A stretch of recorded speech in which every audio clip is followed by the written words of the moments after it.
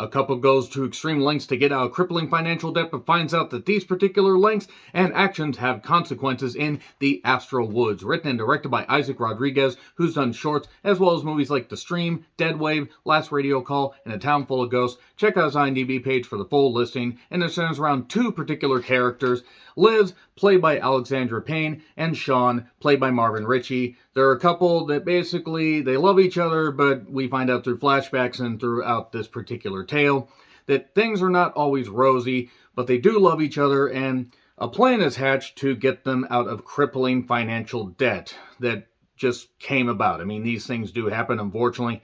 Many upon many people live in debt. And what would you do if you could get out of debt? Well, some people would take on another job, even if they'd be really, really tired, just to do anything to get meager earnings and find a way to just go higher and higher and higher and just maybe get to where they just feel a little bit of relief, even if they're absolutely tired. But in the case of Liz and Sean, well, a plan is hatched basically to have Liz be part of a life insurance scam, as it were, to go to the woods for 7 years, play dead, and then at the end, with the help of some people that will put this thing together, they will get $2 million. Well, Liz ends up feeling abandoned in the woods because she has provisions and she has reading material and stuff like that, but being isolated, getting cabin fever, as it were, you kind of can start to see some weird things and strange things start to occur on this particular plot of land. Is it all in her head? Is it from cabin fever? Is there something really, really strange? Is there a dark, dark history on this land? And could Sean have put her there because he just finally had enough and he was being a vicious, vile son of a bitch?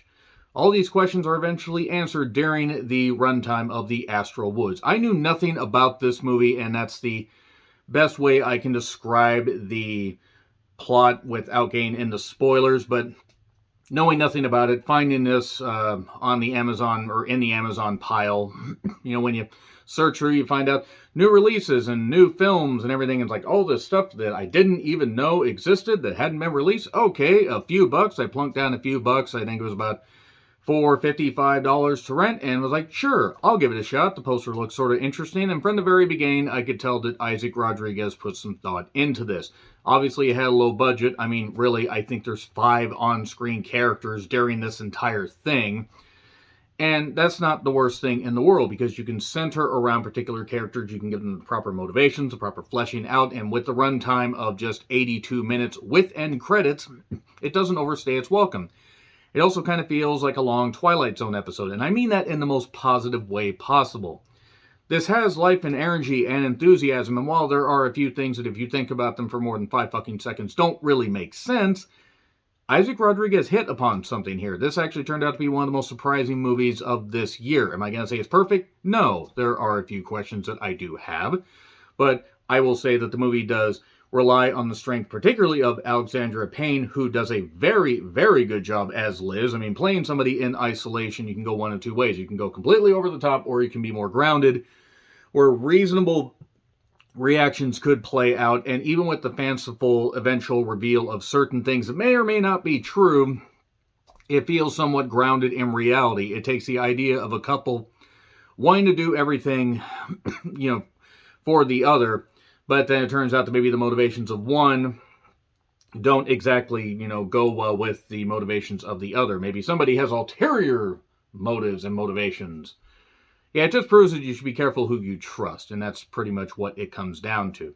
There are certain, horror and sci-fi elements that get introduced a little bit later on, but the way it's told, it actually has a decent story to it. I'm not going to say it's the most wholly original thing I've seen. It, again, does remind me of some Twilight Zone episodes, but as far as the way it presents its story, it does a pretty damn good job of it. Perfect? No. Good? Sure. Perhaps even, at times, a little bit of greatness in it. Isaac Rodriguez shows potential as a filmmaker that understands how to use a small cast, low budget, and I mean that with respect, and be smart with how he presents particular material, presenting it with a little bit of tension, some music that was good, and then other music that kind of, grated on my ears, but also some good visuals to hide the fact that, again, the film had the low budget that it had. he used his resources in the best way possible, and I gotta say, this movie definitely gets a recommendation. Check it out on Amazon for a few bucks. Certainly, certainly not bad to spend your money and support filmmakers, especially during the current fact that the writer's strike is going on as of this recording, which is terrible. Pay writers what they are owed. They deserve that for the TV shows and the late night shows and series and movies that they write for. Pay the writers. Pay the writers fairly. They deserve it. So yeah, Isaac Rodriguez did a good job here. Alexandra Payne did a very good job. And Marvin Ritchie does a good job as the conflicted significant other. So I am going to get into spoilers. The spoilers could be a little lengthy. We will see. But it is definitely worth checking out if you want. Anyway, so there you go. On Amazon for a few bucks. 3, 2, 1, and spoilers. Okay, so basically, in the beginning, there was rap, as our Lord and Savior Dr. Dre once said. And there's a part where this giant triangle floats across the sky. Damn you, geometry! And it turns out that there's some alien beings of some variety that have landed. We find this out when a Native American is basically a guy playing Native American. I believe Kiki Suki, I believe was the name of the actor. Only in one particular scene where he gets blasted by alien rays or the alien ship landing, or I don't know. Some of the special effects actually aren't that bad. Some are a little dicey, but again, low budget, you expect it. And so then we find out the plan hatched by Sean. Here's what you're going to do, Liz. We're swimming in debt. This is the plan. There are these people that are going to help us. You're going to get meals ready to eat, meals ready to eat, MREs, sorry. Totally botched that right there. And you're going to have a daily vitamin. Make sure you take the daily vitamin because it works. That's a bit of a hint right there that something weird may be going on. And Liz is unsure, but then decides to get on board because she realizes that, let's do that. No cell phones, there's a landline for emergencies only, and at the end we get $2 million. And so this guy calls Sean, they talk, and instead of getting 10%, it's not going to be 40%. Oh my god, he's changing the deal, what the hell? But then it turns out that since she's unsure, Sean drugs her tea and then she ends up waking up in the woods. Oh, okay, well, there we go, that's a bit weird.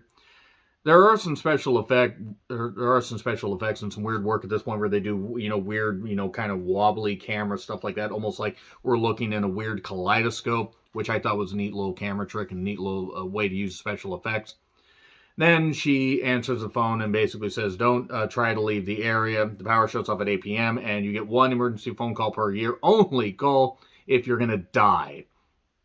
She finds this out from the person that has hatched and put this whole thing together, where all she has to do is stay in the woods for, 7 years. 7 years to get $2 million. You could have literally just worked a job and probably not earned $2 million, but you would have been around society. You could have worked retail. I work retail. It certainly would be better than locking yourself in a cabin in the woods for 7 goddamn years. I wouldn't even be able to do 7 weeks because I'd have no internet access and no stuff and whatever. But the camera work, I will say, actually does a pretty good job masking the fact that, there's a low body count, so to speak, and, decent, pretty good production values, all things considered. And the camera work does, make me a little bit dizzy. There are some flashing images for those that suffer from seizures. Liz starts to lose her mind, and we find this out. She gets into a safe where there's a Walkman with a tape. The code is 666. That should have been alarming right there. The tape's from 1986. And it's from some guy that basically says there's no escape. Get some rest. Don't open the door, especially at night. Oh, and also you're fucked, basically, because I died and you're going to die too. But then, throughout this time, she's listening to the tape. Sean gets besieged by a guy named Wallace, who assumes this is some kind of insurance scam, and eventually things are going to come to light. And then we cut back to Liz, who listens on this tape, and this guy basically says, yeah, there's something weird here, something not of this earth. Every 7 or 8 years, it comes out to feed. They get inside telepathically, and they only come out at night. And There's some drawings of like a weird star-faced creature that has all the weird tentacles coming out and everything, and the weird teeth. And what an eccentric performance. And then she's seeing all this weird stuff. Also, apparently we just flash cut to 3 years. The only one, well, one of the issues I had with the movie is it didn't seem like anybody aged. And I know people can't really age a ton in 7 years. I mean, some can, some can't. But I mean, good God, it didn't seem like anybody aged. It was already 3 years. This Wallace guy keeps popping up and harassing and says, Sean, I know what you did. I'm going to find out. And a little bit earlier, Sean actually got besieged by the people that had planned this whole thing and basically said, if you try to tell them anything, you'll be tortured and killed. If anything gets revealed, you'll be tortured and killed. Tortured and killed, tortured and killed. So Wallace breaks into Sean's house right when he's going to go to work, somehow hides, and Sean doesn't have any vision outside of, basically looking straight ahead. So he doesn't know, so I'm hiding behind the couch. And he tries to bug the house, but it turns out the house is already bugged. Who bugged the house? Obviously, the weird people that hatched this whole plan. And then we get a weird alien kaleidoscope that is discovered after this guy on the tape tells Liz, oh yeah, there's this skull in this metal box of this Indian that was attacked by these aliens. You touch it, and you can go into a weird dimension. How? Movie. I mean, I don't necessarily know. Whatever. Alien magic. She sees the creatures attacking. Well, actually, it sucks her into a mud field. And I made this tape for you, Liz. He can see into the future. Has to stop you from killing his race in the future. If you get that, then you get it. So she's all panicked. How the hell does he know about this? Am I dead? Well, he's dead, but am I dead also? Also, Sean gets a flip phone delivered. He must use that for security. I used to have a flip phone. They fucking suck to type out on. And Liz is still alive. He gets some pictures. And then this one guy is talking to him, basically says, and he's hiding in the shadows. Obviously one of these weird creatures, putting this whole thing together. Your wife's getting cranky. She's got cabin fever. She's going nuts. She may try to kill you, so you need to kill her. Then we get more tape listening to. The guy can make small changes in the future, but not the past. Again, there are ideas presented that just seem to kind of go wherever. And then his tape stops short. Oh no, he's going to be killed. He was caught in the same type of scam where his wife ended up dying. Or his wife and kid ended up being killed, and he killed himself, and his body's out there somewhere in the woods near the box where the guy was, or where the skull was found. And then Sean basically has the money. He gets a call from the people and says, just keep it all, but do me a favor. Kill that Wallace guy. He knows too much. Get a gun and bury him at night. So then Sean has a discussion with Wallace and ends up shooting him after Wallace basically does comically kind of silly, like, oh, you're telling me, it's like, I'm going to tell you to go fuck yourself, and I knew this and everything, what are you going to do, shoot me, you're not going to shoot me, and boom, he shoots him. And it sounds like a cap gun. That's alright.